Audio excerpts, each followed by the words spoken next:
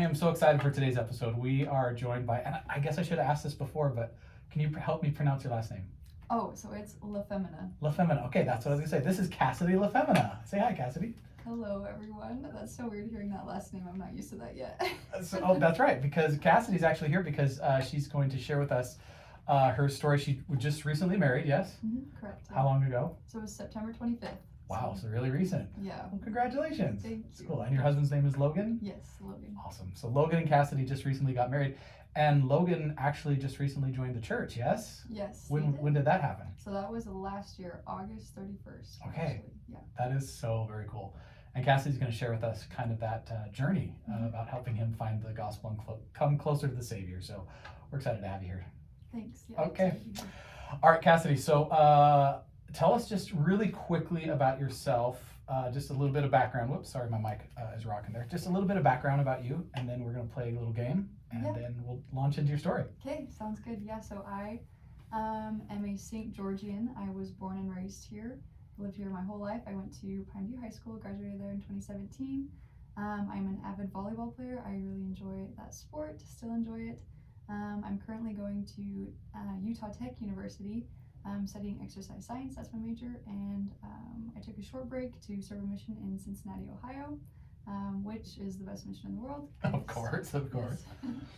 That's awesome. Well, good. And you've been back how long from the mission? Oh my goodness. So I got back August of 2020, so it's been a little over 2 years. Okay. That's so cool. So was that kind of, during COVID, was that kind of? Yes, yeah. So I got it, it was like the last 6-7-ish months of my mission is when it hit. Yeah. Were you confined inside a lot of that time? Yes. Okay. Yeah.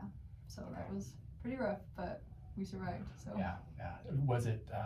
Did you guys have Facebook? Does that? Or I guess I just don't know. Was like the Facebook mission thing? Was that a big part of it before or after or during COVID? Yeah. So it was kind of part of it before, like prior to COVID. But yeah, as soon as COVID hit, it became like a really big part of the mission. And so that's like what we used mainly as like a teaching tool was Facebook, and then just like online lessons. So we would call or video chat our people that we were teaching and have lessons with them that way. So Very cool. Awesome. Well, Cassie, we're glad you're here. Okay, we're going to play a little game, a little icebreaker here, and it's called Would You Rather. I keep knocking my microphone over. That's just fantastic. Okay, Would You Rather works this way. I'm going to read some questions, but I'm going to give you a topic, and you're going to have to pick the topic, and I'm going to ask you a Would You Rather, okay? So the topics are like pain, fear, discomfort, okay? Or embarrassment. Oh, geez. Or like ethics and intellect, or just a random one. So we'll do 3. How about that? Okay. So sounds good. what's your first topic? Let's go ethics. Ethics. Okay. Ooh. Would you rather lose your memory or lose your vision? Oh my gosh. Okay, so I already have like a terrible memory. Me too. So that one's pretty much already gone. So I would say I would rather lose that one opposed to my vision because my sight is pretty good so far. So I'd like to keep that as long as I can. Okay, all right, lose memory. Oh, that's a tough one. Lose memory or I think I'd go with losing your vision only for very immature reasons. You know how they say, and I don't know if it's true, but they say when you lose your vision, all your other your senses are heightened. Yeah. I just want to find out if that's actually true or not. Okay, that's dumb. But anyway. Okay, all right. Plus, I don't know, like, if I lost my memory of like my kiddos and stuff, that would be, yeah.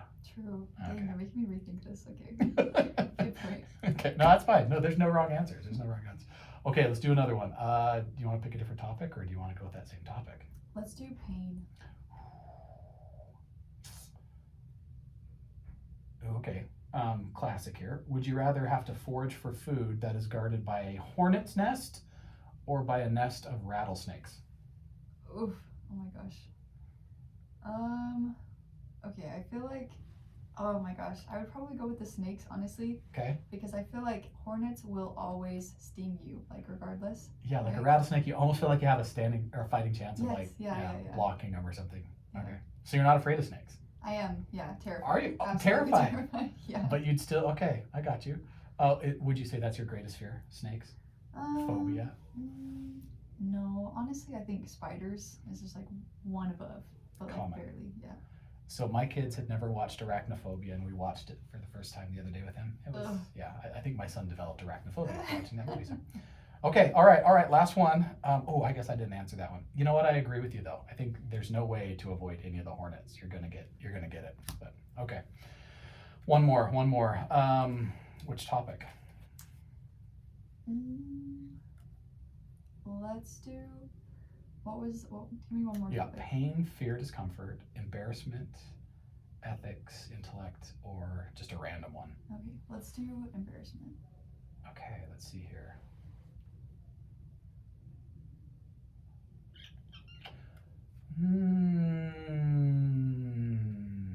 Would you rather have a head that is perfectly round, like a basketball, Oh gosh. but normal in every other way, but it is like round, like Charlie Brown round? Charlie Brown round. Okay. Or have both feet the exact size and shape of shoe boxes? Oh my gosh. I gotta go with the feet, just because I feel like I Really? could cover that up a little bit, you know? Okay, I guess you get kinda like- specialty shoes. Yeah. But like, if it's a shoe box, like, I mean, even the specialty shoes are gonna be like Boxy. huge. I don't know, but I feel like my face is like the first thing that people look at. Good point. And so Good point. like, I just be walking in saying, "Hi, my name's Charlie Brown." Exactly. Good grief, right? Yeah, I guess you're right. Yeah, because the shoe, it just kind of be like a talking point, a novelty, but there's no escaping the head. Right. Oh yeah. Okay. All right. Well done. Well, Cassidy, thank you for indulging me in some very immatureness. I Absolutely. appreciate that. Cassidy, I'm glad you're here. And so you come home from a mission a couple of years ago. Yeah, you said 20? Yeah. 2020. Okay, 2020. And we're just really excited to hear about how you met your husband and how you helped him come closer to the Savior and how you introduced the gospel to him. So Cassidy, just tell us a little bit about, like, okay, first of all, I am assuming you guys met here at Utah Tech, yeah? So actually, no, it was close. We were at Vernon Worthen, just that Okay. park that's like right around the corner. But he's actually not a student here at Utah Tech. Oh, okay. Yeah, so he's very athletic. He went and played baseball up in Oregon at Cool. the U of O for a while, yeah. So Very cool, okay.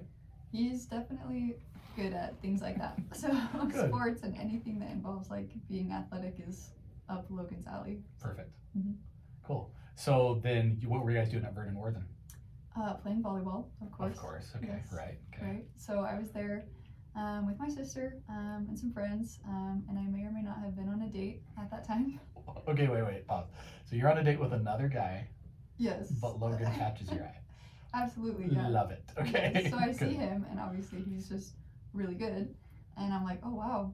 And so I kind of forgot, the guy that I was with, and I started just like moving towards him and just like, oh hey, like, and he looked familiar, like I thought I recognized him, and so I started talking to him and asking him, and found out that we actually went to the same high school together. We went to Pineview together, but he was just a grade above me, so we just had different friend groups, Got it. different Okay. things. So Wait, sorry, I got to ask about this other guy. Was this like a first date with this other guy?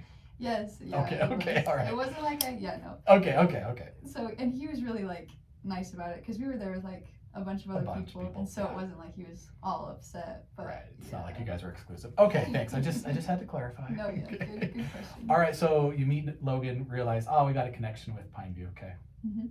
Yeah. So then he actually asked for my number, and I was like terrified. I had zero game. Like I said, I had just gotten home from my mission, and so I was like honestly shaking. Like when he comes up to me after we had finished playing, and he asked me for my number. Smooth, Logan. Smooth, buddy. That's awesome. For real. And so he gets my number, and then we just start kind of like texting from there, and then we go on a bunch of other dates, and we're really hitting it off. Like from the start, I knew that this kid was really special. He was very sweet, very nice, and he was kind of just like different than other people that I dated in the past, or that I was currently dating. Okay, But right. yeah, so we just like I said, kept going on dates, and Logan would ask me questions about my mission and how that experience was, and so I would tell him. At that point, did you know he wasn't a member? Yes. Okay, Yeah. okay. So I found that out, like I would say like a week or 2 weeks after we had first started talking. Got it. Okay. Just because he asked, and so I asked. But I kind of already knew, like I figured he wasn't. Right. But yeah, so he just started asking me all these questions about my mission, and I would tell him, the very basics, very general answers, just because I didn't want to force anything on him. Like I Right. didn't want it to feel like I was pushing him in any kind of direction.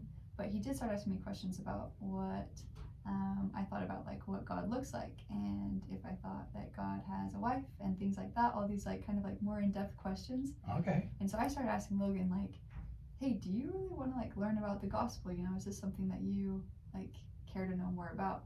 And he told me straight up, he's like, yeah, like I've been wanting to know about this for a long time. I grew up, you know, here, and I have some friends that, you know, are members of the church, but I just never really felt comfortable asking them questions or talking to them about this. Okay. Yeah. Did he ever tell you why he didn't feel comfortable, like asking his buddies? Yeah, so he did tell me that whenever he did ask questions, he kind of got like a little chastisement or ridicule from them. So he'd ask them like just simple things like, hey, like, why do you go to church? And they're like, well, why don't you come with me and find out, blah, blah, blah. And so I'm sure they were trying to be genuine, Right. but it just came across as like, oh, they're not really taking me serious. Like, they don't really care. Okay. That's Yeah. awesome.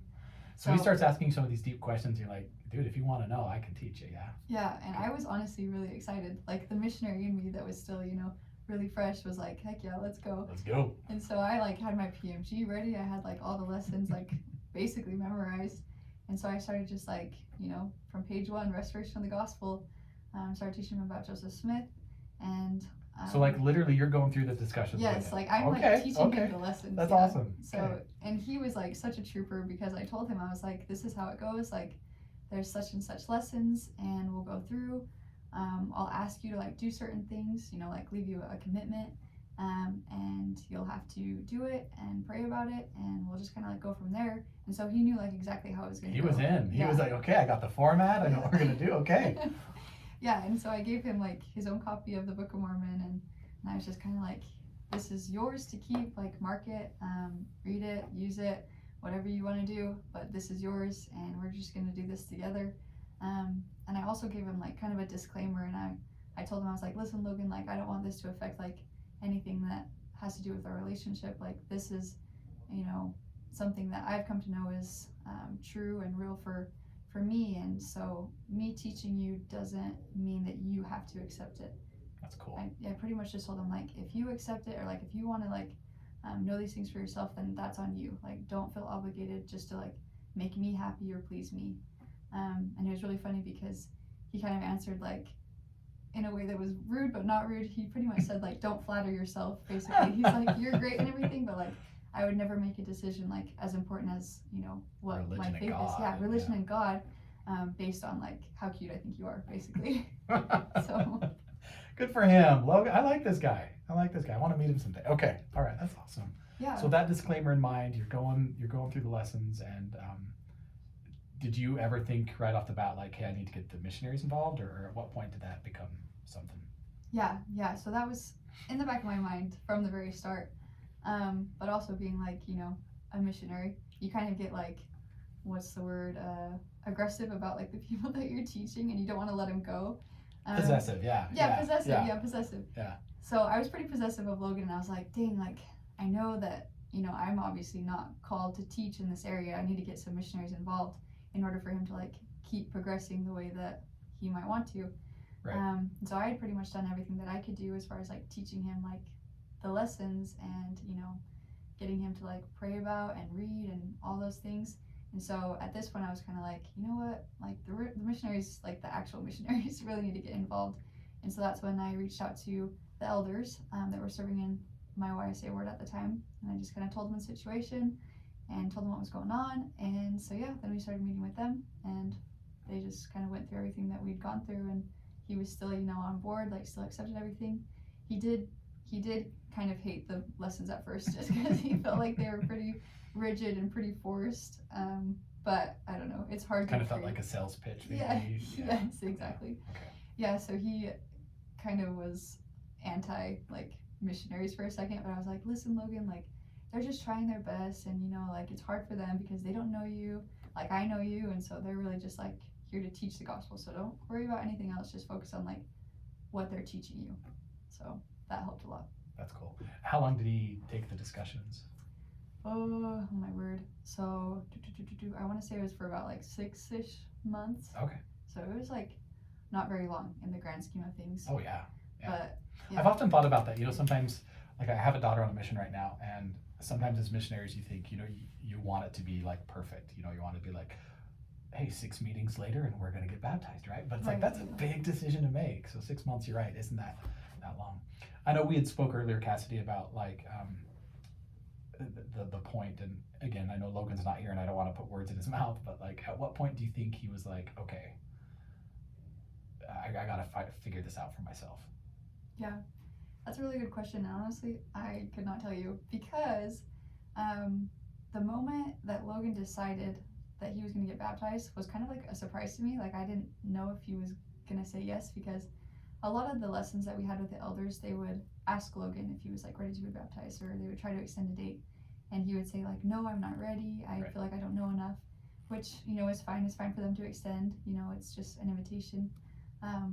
But it was actually, we had a lesson with elders in the Temple Visitor Center, and the sisters were there as well, that were serving in the Temple Visitor Center specifically, and they were kind of taking us through and showing us just pictures of like the renovations that are being done in the temple, and they showed us a video about Jesus Christ, and just like, I don't know, the spirit there was just so powerful. Cool. And the lesson was really amazing.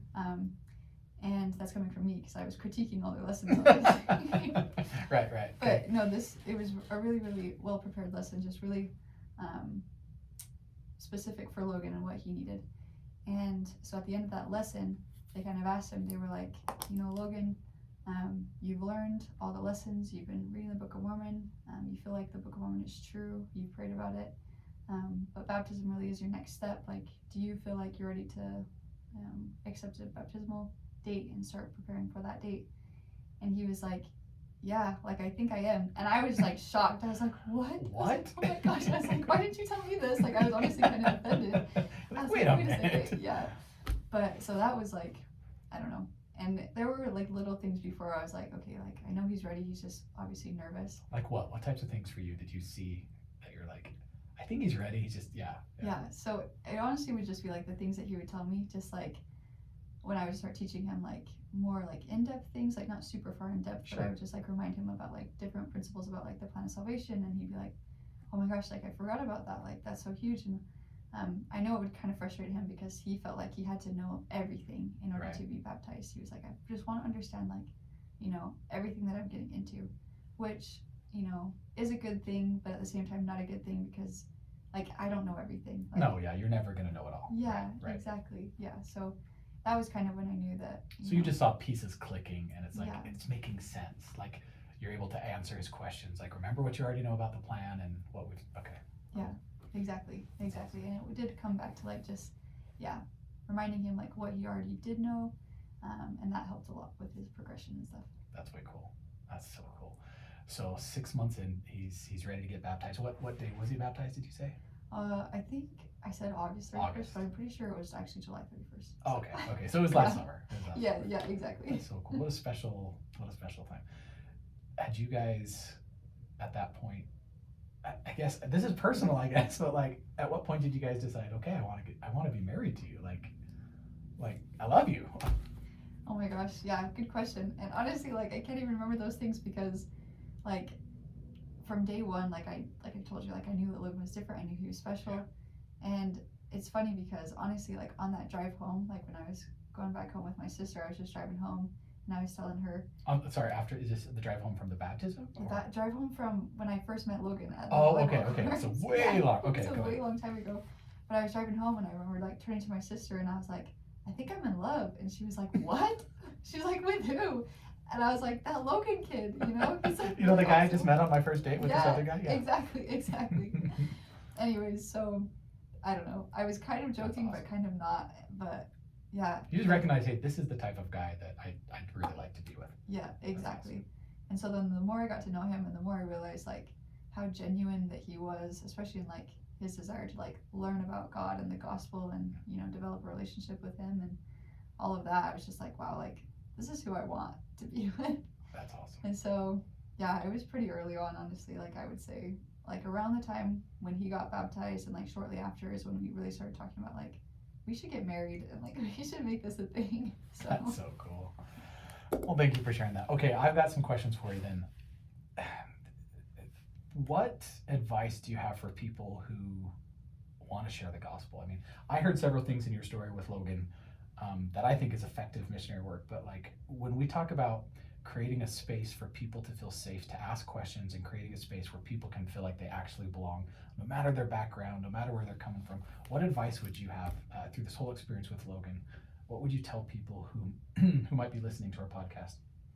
Hey, just remember this as you're inviting people to come closer to the Savior. Does that make sense? Yes, yeah, no, that does make a lot of sense. And that honestly is one of the hardest things to just like learn how to do and then continue to do after you've, learned about it. But the biggest thing for me was just like listening to Logan and learning who he was, and just like trying to understand where he's coming from and just like what kind of things affect his life and are continuing to affect his life. Because the more that I understood him, the more I was able to just like talk to him like I would talk to like a family member, that's already been a member forever their whole lives.